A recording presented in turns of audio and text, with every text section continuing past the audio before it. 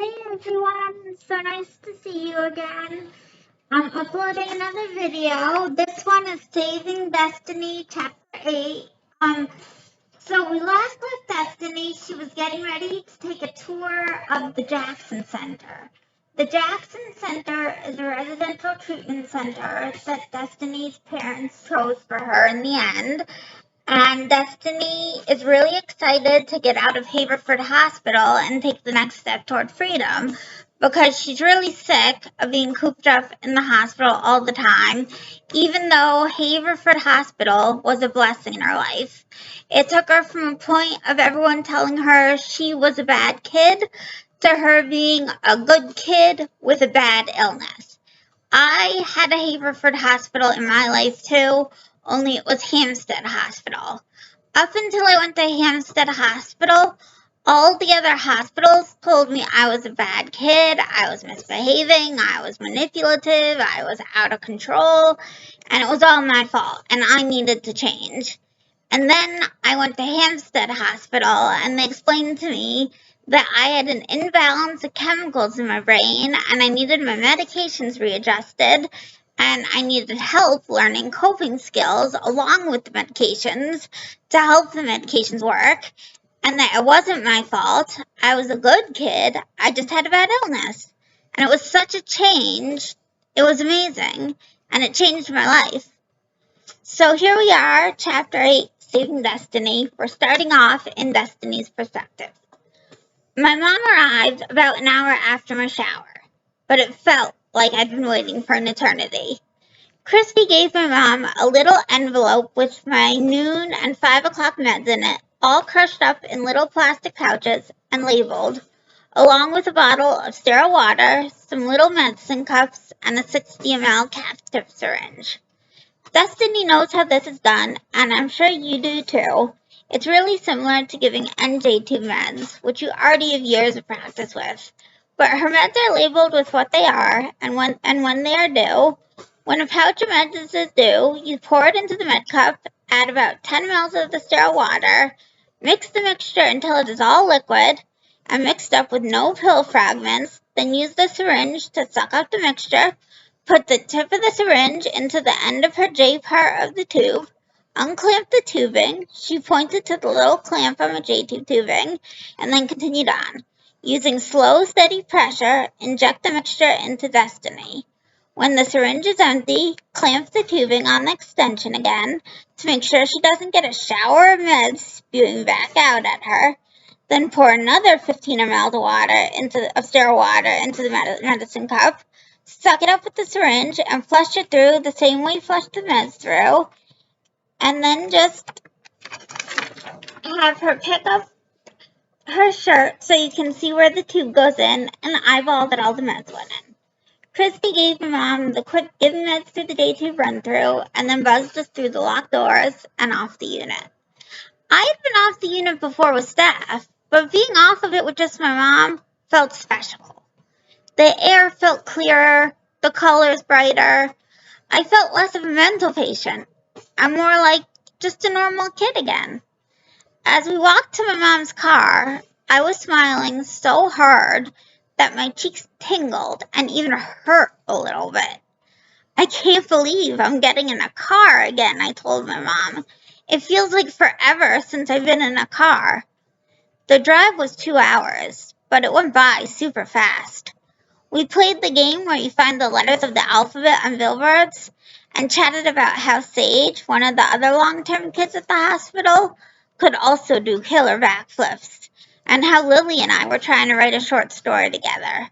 She told me how her latest personal essay had been accepted to the New Yorker again, but she hated the cartoons they put with it, and how Dad almost got kicked out of the research lab for designing his own project without permission. I did start getting nervous as we neared the program. I had no idea what to expect. Would these people even be nice to me? The program was located on a regular street. It consisted of a bunch of Victorian-style houses clustered around Oak Street. They had the monopoly on the whole street. We parked near a big white house that my mom told me was an administrative building. I held Blinky in a death grip under my arm as we walked up 4 stairs to enter the building. My tube-feeding backpack felt really heavy on stairs. There was a woman at a desk right when we came in. "We have a meeting with Eliza," my mom told the woman. "Have a seat in the waiting room. She should be with you shortly," the woman told us. I followed my mom into the waiting room and sat down on a chair next to her, grateful to put my backpack down at my feet. When we primed the tube feed bags in the morning, we got all the air out of them so that the backpack could lie down, be upside down, be on its back, and it would still run. The infinity pump we used to run the tube feeds was absolutely amazing. You could even submerge it in water to clean it, and it would still work after that. "Eliza's super nice," my mom tried to reassure me. "I think you're going to like her a lot." I swallowed hard and nodded. It was only a few minutes before Eliza came down to greet us, but it felt like a few hours. Eliza came into the waiting room with enthusiastic energy. She was a petite woman who couldn't have been much over 5 feet tall, dressed in a pink t-shirt and jean overalls. "Hi, Bonnie," she nodded at my mom. "And you must be Destiny." She smiled at me. I nodded. Her smile was very kind, gentle, and friendly. She had a small gap between her 2 front teeth. I felt some of my nerves melt away. "I'm going to meet with the 2 of you for a little bit, and then I will show you around the place, okay?" My mom and I both nodded. Eliza led us up a narrow staircase to our office. She told us to sit in whatever chairs we wanted. I sat down right next to my mom. "So," Eliza smiled at us, "can you tell us about some of the problems that have led you to come here?" My heart accelerated in my chest. I always got so nervous telling people about my problems. I never knew how they would react. "I've been in and out of the hospital a lot for a long time," I started to explain. "What kind of things have caused you to need to be hospitalized?" asked Eliza. "Mostly hurting myself or feeling like I might hurt myself," I told her. "And how have you hurt yourself in the past?" Eliza questioned. "I've overdosed a lot of times, cut up my chest, smashed my head, and bit myself," I told her. Eliza didn't really ask why I had hurt myself so many times, and it was too overwhelming for me to talk about. So I didn't reveal that information. I was scared too. But when Eliza ran down a list of symptoms and asked me to tell her which ones I struggled with, I stopped her when she got to hearing things that other people can't hear and seeing things that other people can't see. I told her that I experienced both of those things frequently. Fairly frequently. Eliza nodded when I gave her this information and didn't press further. We then went on to talk about the kinds of things that helped me feel better when I was struggling. "The staff here will try to help you use the skills you already have to deal with problems, and along with me, we'll also try to help you develop new skills to help you deal with problems even more effectively," Eliza explained to me. "I like listening to music, walking around, and hugging Blinky," I told her. "Is this little creature in your arms Blinky?" asked Eliza. I nodded. Eliza smiled. "Blinky looks like she is very loved." "She is," I told Eliza, smiling. "I understand your birthday is approaching in a few months, and that is causing you to have a lot of emotions," Eliza brought up. "We want to work with you as much as possible. Hang on.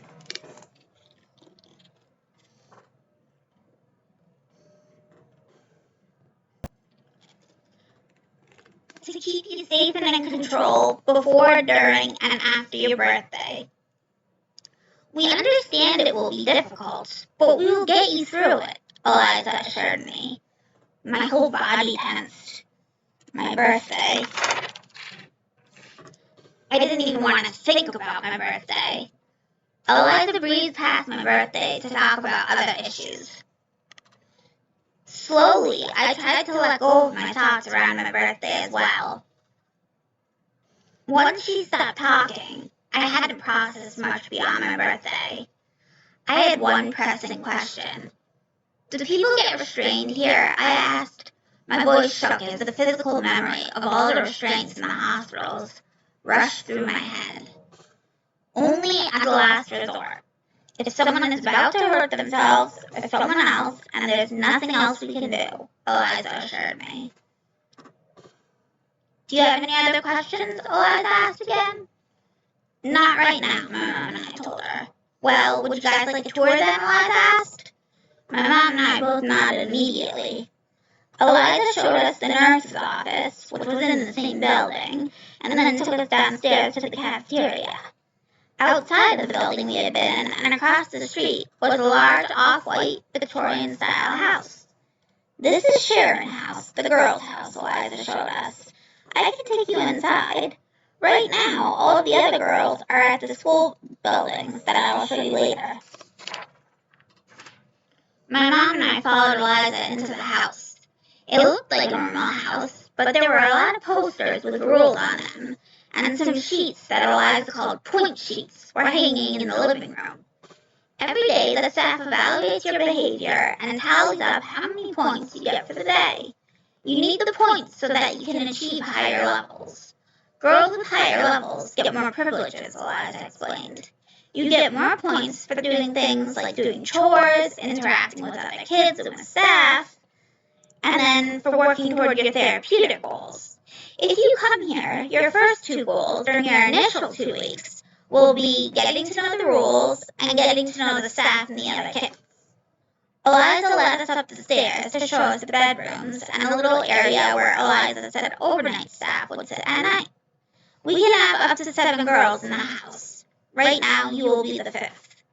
Eliza finished up the tour by showing us the boys' house, the little kids' house, and the high school, and then the elementary middle school. She even showed us a large open room occupied by nothing except the beanbag chair in the high school. That's the timeout room, Eliza explained to us. Kids can come here to take something called a voluntary timeout, or they might get sent here by a teacher or staff to take the timeout. She also showed us a medium-sized empty room with only a weighted blanket, 1 mesh-covered window, and no doorway, just a chair sitting there. It was painted mint green. Eliza glossed over this room, just referring to it as the quiet room. As soon as I saw it, chills or premonition ran down my spine. But as we continued, I was able to forget about it for the most part. After the tour, Eliza assured me how there were no locked doors, and how every night and on the weekend there were activities. We have on-grounds activities for people on level 1 or people that don't want to go off grounds. Those activities range from watching movies to karaoke or playing sports, board games, or doing art projects. Then we have off-ground activities. You can go places like the mall, mini golfing, the movies, the park, the YMCA, the library, or other places. Once you get to level 2, you can go to any of those activities. I smiled. That sounded awesome. I would almost have a real life again. So do you think you would like to come to our program? Asked Eliza. I immediately agreed. I'd gone from almost being institutionalized in a long-term locked state hospital's unit, to being accepted in a program that would let me have an almost normal life. What do you think, Eliza asked my mom. I think this place could help Destiny a lot. It sounds great, my mom smiled. Well then, how does moving in a week from today sound? Asked Eliza. My mom looked at me. I smiled and nodded.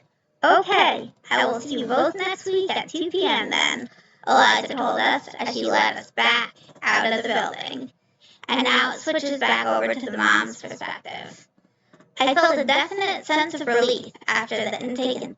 You know what, I think that's enough. I think this is a long enough video for here. I'll stop here, and I'll know to start the next video at the mom's point of view. So, that was Destiny Chapter 8, Part 1. I really hope you enjoyed the video.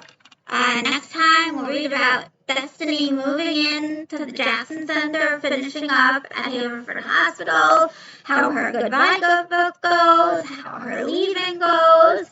We'll read all about that in the next video. I hope you enjoyed this video. Don't forget to subscribe. I really hope you do subscribe, because if I get up to 50 subscribers, I can do YouTube videos off my phone, which means I can do live stream videos off my phone, and then I will be able to do live stream, which will be great. So thanks for watching this video. Love all you guys so much. Thanks for supporting me. It means the world to me. Like I said, I do have a terminal illness, and so I'm trying to get my work out there as much as I possibly can before I leave this world, so that I can feel like I left my mark on this world through my writing. So, that's that. I'll end this video right here.